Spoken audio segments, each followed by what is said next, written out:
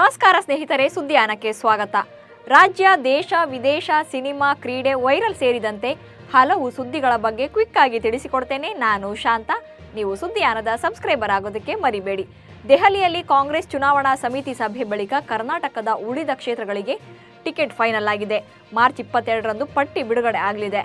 ಉಳಿದಿರೋ ಎಲ್ಲ 21 ಕ್ಷೇತ್ರದ ಅಭ್ಯರ್ಥಿಗಳ ಹೆಸರು ಪ್ರಕಟವಾಗುವ ಸಾಧ್ಯತೆಗಳಿವೆ.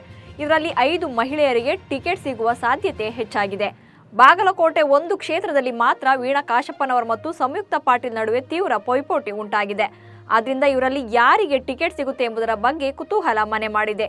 ಉತ್ತರ ಕನ್ನಡಕ್ಕೆ ಅಂಜಲಿ ನಿಂಬಾಳ್ಕರ್, ಬೆಂಗಳೂರು ದಕ್ಷಿಣಕ್ಕೆ ಸೌಮ್ಯ ರೆಡ್ಡಿ, ಚಿಕ್ಕೋಡಿಗೆ ಪ್ರಿಯಾಂಕಾ ಜಾರಕಿಹೊಳಿ, ದಾವಣಗೆರೆಗೆ ಡಾಕ್ಟರ್ ಪ್ರಭಾ ಮಲ್ಲಿಕಾರ್ಜುನ್ಗೆ ಟಿಕೆಟ್ ನೀಡುವ ಸಾಧ್ಯತೆಗಳಿವೆ. ಆದರೆ ಬಾಗಲಕೋಟೆಯಲ್ಲಿ ವೀಣಾ ಕಾಶಪ್ಪನವರ್ ಅಥವಾ ಸಂಯುಕ್ತ ಪಾಟೀಲ್ ನಡುವೆ ಫೈಟ್ ನಡೀತಾ ಇದೆ. ಲೋಕಸಭಾ ಚುನಾವಣೆಯಲ್ಲಿ ಇಂಡಿಯಾ ಒಕ್ಕೂಟ ಗೆದ್ದರೆ ಮೇಕೆದಾಟು ಯೋಜನೆಗೆ ತಡೆ ಒಡ್ಡುವುದಾಗಿ ಡಿಎಂಕೆ ಘೋಷಣೆ ಮಾಡಿದೆ.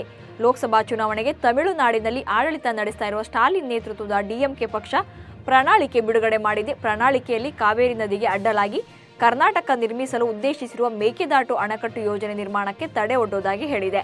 ಈ ಬಗ್ಗೆ ಎಕ್ಸ್ನಲ್ಲಿ ಪೋಸ್ಟ್ ಮಾಡಿರುವ ವಿಪಕ್ಷ ನಾಯಕ ಆರ್ ಅಶೋಕ್ ರಾಜ್ಯ ಕಾಂಗ್ರೆಸ್ ನಾಯಕರ ವಿರುದ್ಧ ಕಿಡಿಕಾರಿದ್ದಾರೆ. ಸಂಸದ ಬಿಎನ್ ಬಚ್ಚೇಗೌಡ ಬಿಜೆಪಿ ತೊರೆದಿದ್ದು ಪ್ರಾಥಮಿಕ ಸದಸ್ಯತ್ವ ಸ್ಥಾನಕ್ಕೆ ರಾಜೀನಾಮೆ ನೀಡಿದ್ದಾರೆ. 3 ದಿನಗಳ ಹಿಂದೆಯೇ ಬಿಜೆಪಿ ರಾಜ್ಯಾಧ್ಯಕ್ಷ ಬಿವೈ ವಿಜಯೇಂದ್ರರಿಗೆ ರಾಜೀನಾಮೆ ಪತ್ರ ರವಾನಿಸಿದ್ದಾರೆ. ಸ್ವಇಚ್ಛೆಯಿಂದ ರಾಜೀನಾಮೆ ಸಲ್ಲಿಸುತ್ತಿರುವುದಾಗಿ ಪತ್ರದಲ್ಲಿ ಉಲ್ಲೇಖಿಸಲಾಗಿದೆ. ಕಳೆದ ವರ್ಷದ ಆಗಸ್ಟ್ನಲ್ಲಿ ಚುನಾವಣಾ ರಾಜಕೀಯಕ್ಕೆ ನಿವೃತ್ತಿ ಘೋಷಣೆ ಮಾಡಿದ್ದ ಬಚ್ಚೇಗೌಡ ಈಗ ಅಧಿಕೃತವಾಗಿ ಬಿಜೆಪಿ ಪಕ್ಷದ ಸದಸ್ಯತ್ವಕ್ಕೆ ರಾಜೀನಾಮೆ ನೀಡಿದ್ದಾರೆ. ಚಿಕ್ಕಬಳ್ಳಾಪುರ ಕ್ಷೇತ್ರದಲ್ಲಿ ಬಚ್ಚೇಗೌಡರ ಗೆಲುವಿನ ಮೂಲಕವೇ ಮೊದಲ ಬಾರಿಗೆ ಬಿಜೆಪಿ ಕಳೆದ ಬಾರಿ ಖಾತೆ ತೆರೆದಿತ್ತು. ಬೆಂಗಳೂರು ಉತ್ತರ ಲೋಕಸಭೆ ಟಿಕೆಟ್ ತಪ್ಪಿದ ಬೆನ್ನಲ್ಲೇ ಡಿವಿ ಸದಾನಂದಗೌಡರಿಗೆ ಕಾಂಗ್ರೆಸ್ ಅವರನ್ನ ಪಕ್ಷಕ್ಕೆ ಆಹ್ವಾನಿಸಿದೆ ಎಂಬ ಸುದ್ದಿ ಹರಿದಾಡಿತ್ತು. ಇದೇ ವಿಚಾರವಾಗಿ ಸುದ್ದಿಗೋಷ್ಠಿ ನಡೆಸಿರುವ ಡಿವಿಎಸ್ ಕೊನೆಗೂ ಸ್ಪಷ್ಟನೆ ನೀಡಿದ್ದಾರೆ. ಕಾಂಗ್ರೆಸ್ನಿಂದ ಆಫರ್ ಬಂದಿರೋದನ್ನ ಒಪ್ಪಿಕೊಂಡಿದ್ದಾರೆ. ಆದರೆ ಕಾಂಗ್ರೆಸ್ ಸೇರ್ಪಡೆಯಾಗಲ್ಲ. ನನ್ನ ಮುಂದಿನ ನಡೆ ರಾಜಕೀಯದಲ್ಲಿ ಕರ್ನಾಟಕ ಬಿಜೆಪಿಯನ್ನ ಶುದ್ಧೀಕರಣ ಮಾಡೋದು ಎಂದಿದ್ದಾರೆ. ತಮಿಳುನಾಡಿನಿಂದ ಬಂದು ಅಪರಾಧ ಕೃತ್ಯ ಎಸಗುತ್ತಾರೆ ಎಂದಿದ್ದ ಬೆಂಗಳೂರು ಉತ್ತರ ಬಿಜೆಪಿ ಅಭ್ಯರ್ಥಿ ಶೋಭಾ ಕರಂದ್ಲಾಜೆ ವಿರುದ್ಧ ಚುನಾವಣಾ ಆಯೋಗ ನೋಟಿಸ್ ಜಾರಿ ಮಾಡಿದೆ. ನೀತಿ ಸಂಹಿತೆ ಜಾರಿ ಇದ್ರೂ ಕೂಡ ಕೋಮು ಭಾಷಣ ಆರೋಪ ವಿಚಾರವಾಗಿ ಶೋಭಾ ಕರಂದ್ಲಾಜೆ ಹೇಳಿಕೆ ವಿರುದ್ಧ ಕ್ರಮಕ್ಕೆ ಸೂಚನೆ ನೀಡಲಾಗಿದೆ. ಡಿಎಂಕೆ ದೂರು ಆಧರಿಸಿ ಚುನಾವಣಾ ಆಯೋಗ ಕ್ರಮ ಕೈಗೊಂಡಿದೆ. ಹಾಗೆ ಚಿಕ್ಕಪೇಟೆ ಚುನಾವಣಾಧಿಕಾರಿ ನೀಡಿದ ದೂರಿನ ಮೇರೆಗೆ ಸಂಸದ ತೇಜಸ್ವಿ ಸೂರ್ಯ ವಿರುದ್ಧ ಕೂಡ ಪ್ರಕರಣ ದಾಖಲು ಮಾಡಲಾಗಿದೆ.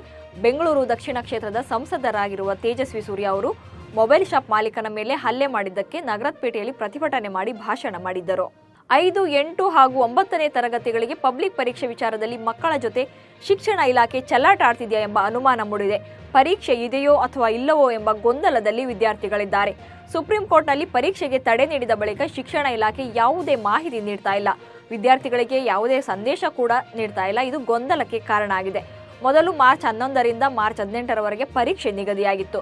ಮಾರ್ಚ್ 11 ಹಾಗೂ 12ರಂದು 2 ದಿನ 2 ವಿಷಯಗಳ ಪರೀಕ್ಷೆ ನಡೆದಿತ್ತು. ಆಮೇಲೆ ಪರೀಕ್ಷೆಗೆ ತಡೆ ನೀಡಲಾಗಿತ್ತು. ಬಾಕಿ ವಿಷಯಗಳ ಪರೀಕ್ಷೆ ಬಗ್ಗೆ ಶಿಕ್ಷಣ ಇಲಾಖೆ ಯಾವುದೇ ಮಾಹಿತಿ ನೀಡ್ತಾ ಇಲ್ಲ.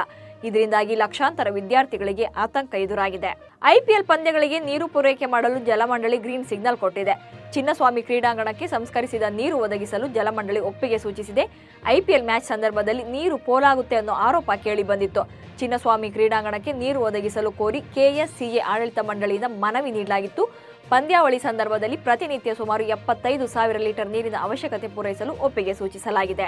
ಅರುಣಾಚಲ ಪ್ರದೇಶ ತನ್ನದೆಂದು ಪದೇ ಪದೇ ಕಾಲು ಕೆರೆದು ಜಗಳ ಕಾಯುವ ಚೀನಾಕ್ಕೆ ಅಮೆರಿಕ ಗುದ್ದು ನೀಡಿದೆ. ಈಶಾನ್ಯ ರಾಜ್ಯವು ಭಾರತಕ್ಕೆ ಸೇರಿದ್ದು ವಾಸ್ತವಿಕ ನಿಯಂತ್ರಣ ರೇಖೆಯಲ್ಲಿ ಡ್ರ್ಯಾಗನ್ ರಾಷ್ಟ್ರ ನಡೆಸುವ ಯಾವುದೇ ಚಟುವಟಿಕೆಗಳಿಗೆ ನಮ್ಮ ಬಲವಾದ ಆಕ್ಷೇಪವಿದೆ ಎಂದು ಅಮೆರಿಕ ಹೇಳಿದೆ. ಇತ್ತೀಚೆಗೆ ಪ್ರಧಾನಿ ನರೇಂದ್ರ ಮೋದಿ ಅವರು ಅರುಣಾಚಲ ಪ್ರದೇಶಕ್ಕೆ ಭೇಟಿ ನೀಡಿ ವಿವಿಧ ಅಭಿವೃದ್ಧಿ ಯೋಜನೆಗಳಿಗೆ ಚಾಲನೆ ನೀಡಿದ್ರು. ಹಾಗೆ ಶಂಕುಸ್ಥಾಪನೆಯನ್ನು ಕೂಡ ನೆರವೇರಿಸಿದ್ರು. ಇದು ಚೀನಾ ಸರ್ಕಾರದಿಂದ ವಿರೋಧ ವ್ಯಕ್ತವಾಗಿತ್ತು. ಇದರ ಬೆನ್ನಲ್ಲೇ ಭಾರತದ ಪರವಾಗಿ ಅಮೆರಿಕ ಧ್ವನಿ ಎತ್ತಿರುವುದು ಮಹತ್ವದ ಬೆಳವಣಿಗೆಯಾಗಿದೆ. ಐಪಿಎಲ್ ಸೀಸನ್ 17ಗಾಗಿ ಅಭಿಮಾನಿಗಳು ಕಾತರದಿಂದ ಕಾಯ್ತಾ ಇದ್ದಾರೆ.